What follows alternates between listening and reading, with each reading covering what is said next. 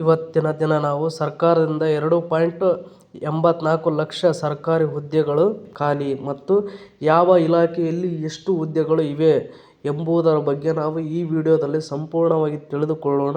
ಈ ವಿಡಿಯೋವನ್ನು ಮಿಸ್ ಮಾಡದೆ ನೋಡಿ ಮತ್ತು ಇಷ್ಟ ಆದರೆ ಸಬ್ಸ್ಕ್ರೈಬ್ ಆಗೋದನ್ನು ಮರಿಬೇಡಿ.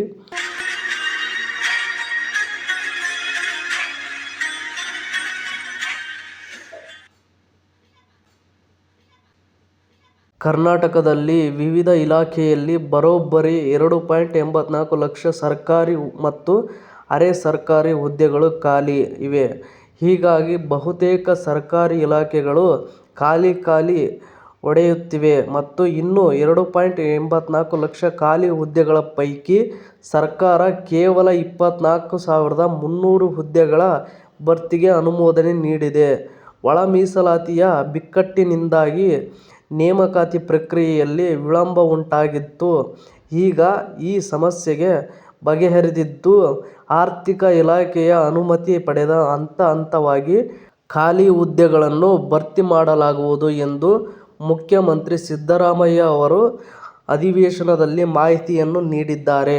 ಇನ್ನು ನೆಕ್ಸ್ಟ್ ನಾವು ನೋಡುವುದಾದರೆ ಯಾವ ಇಲಾಖೆಯಲ್ಲಿ ಎಷ್ಟು ಹುದ್ದೆ ಖಾಲಿ ಎಂಬುದರ ಬಗ್ಗೆ ನಾವು ವಿಡಿಯೋದಲ್ಲಿ ತಿಳಿದುಕೊಳ್ಳೋಣ ಬನ್ನಿ.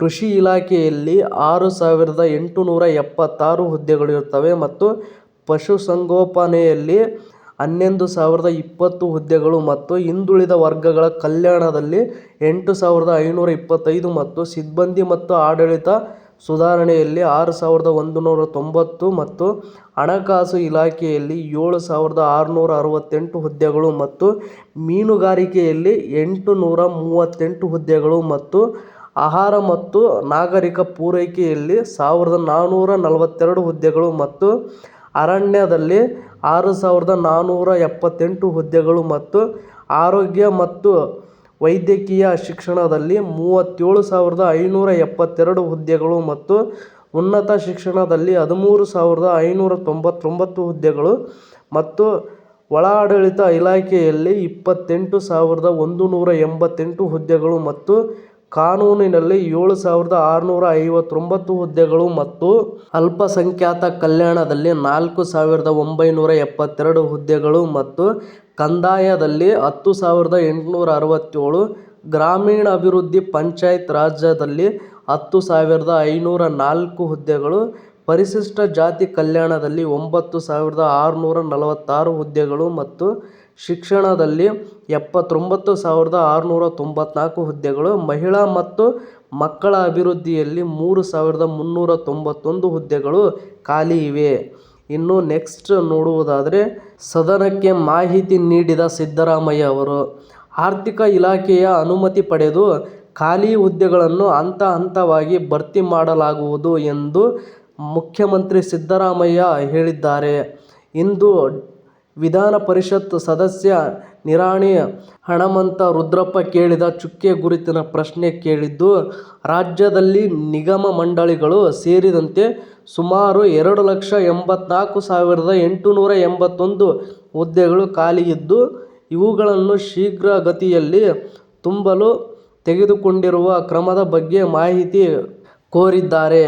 ಇದಕ್ಕೆ ಉತ್ತರಿಸಿದ ಸಿಎಂ, ಸರ್ಕಾರದಲ್ಲಿ ವಿವಿಧ ಇಲಾಖೆಗಳು ಸೇರಿದಂತೆ ರಾಜ್ಯದಲ್ಲಿ ಒಟ್ಟು 2,84,881 ಹುದ್ದೆಗಳು ಖಾಲಿ ಇದೆ. ಅದರಲ್ಲಿ ವಿವಿಧ ನಿಗಮ ಮಂಡಳಿಗಳಲ್ಲಿ 1,01,420 ಹುದ್ದೆಗಳು, ವಿಶ್ವವಿದ್ಯಾಲಯಗಳಲ್ಲಿ 14,677 ಹುದ್ದೆಗಳು, ಒಟ್ಟು 1,88,037 ಹುದ್ದೆಗಳು ಖಾಲಿ ಇದೆ ಮತ್ತು ಈಗಾಗಲೇ 24,300 ಹುದ್ದೆಗಳ ನೇಮಕಾತಿ ಪ್ರಕ್ರಿಯೆಗೆ ಆರ್ಥಿಕ ಇಲಾಖೆಯಿಂದ ಅನುಮತಿ ದೊರೆತಿದೆ. ಹೈದರಾಬಾದ್ ಕರ್ನಾಟಕಕ್ಕೆ 371(ಜೆ) ಅಡಿ 32,132 ಹುದ್ದೆಗಳು ಭರ್ತಿಯಾಗಬೇಕಿದೆ. ಒಟ್ಟು 56,432 ಹುದ್ದೆಗಳ ಭರ್ತಿಗೆ ಈಗಾಗಲೇ ಕ್ರಮ ಕೈಗೊಳ್ಳಲಾಗಿದೆ ಎಂದು ಮಾಹಿತಿ ನೀಡಿದರು. ಇನ್ನು ನೆಕ್ಸ್ಟ್ ನಾವು ನೋಡುವುದಾದರೆ ಒಳ ಮೀಸಲಾತಿಯ ಬಿಕ್ಕಟ್ಟಿನಿಂದಾಗಿ ನೇಮಕಾತಿ ಪ್ರಕ್ರಿಯೆಯಲ್ಲಿ ವಿಳಂಬ ಉಂಟಾಗಿತ್ತು. ಈಗ ಈ ಸಮಸ್ಯೆಗೆ ಬಗೆಹರಿದಿದ್ದು, ಆರ್ಥಿಕ ಇಲಾಖೆಯ ಅನುಮತಿ ಪಡೆದು ಹಂತ ಹಂತವಾಗಿ ಖಾಲಿ ಹುದ್ದೆಗಳನ್ನು ಭರ್ತಿ ಮಾಡಲಾಗುವುದು ಎಂದರು. ಇನ್ನು ನೆಕ್ಸ್ಟ್ ಪ್ರಶ್ನೆ ನಾವು ನೋಡುವುದಾದರೆ, ಕ್ರೀಡಾಪಟುಗಳಿಗೆ ನೇಮಕಾತಿ ಮೀಸಲಾತಿಯ ಬಗ್ಗೆ ನಾವು ನೋಡುವುದಾದರೆ, ಅವರು ಇಂದು ವಿಧಾನ ಪರಿಷತ್ ಸದಸ್ಯ ಐವಾನ್ ಡಿಸೋಜಾ ಅವರ ಚುಕ್ಕೆ ಗುರುತಿನ ಪ್ರಶ್ನೆಗೆ ಉತ್ತರಿಸಿದರು.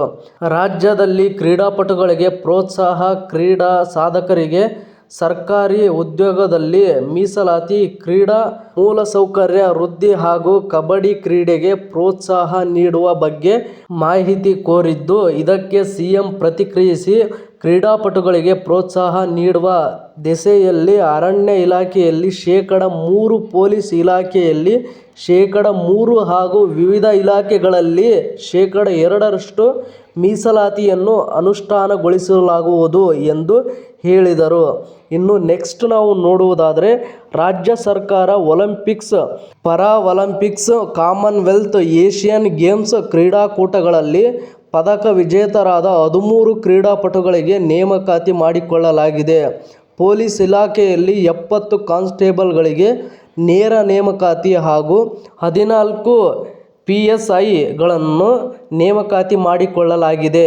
ಅಲ್ಲದೆ ಅರಣ್ಯ ಇಲಾಖೆಯಲ್ಲಿ ಶೇಕಡ 3, ಪೊಲೀಸ್ ಇಲಾಖೆಯಲ್ಲಿ ಶೇಕಡ 3 ಹಾಗೂ ವಿವಿಧ ಇಲಾಖೆಗಳಲ್ಲಿ ಶೇಕಡ 2ರಷ್ಟು ಮೀಸಲಾತಿ ನೀಡಿ ಕ್ರೀಡಾಪಟುಗಳಿಗೆ ಪ್ರೋತ್ಸಾಹ ನೀಡಲಾಗುವುದು ಮತ್ತು ಕಬಡ್ಡಿ ಕ್ರೀಡೆಗೆ ಹೆಚ್ಚಿನ ಪ್ರೋತ್ಸಾಹ ನೀಡುವ ಬಗ್ಗೆ ಪರಿಶೀಲನೆ ನಡೆಸಲಾಗುವುದು ಎಂದು ತಿಳಿಸಿದರು.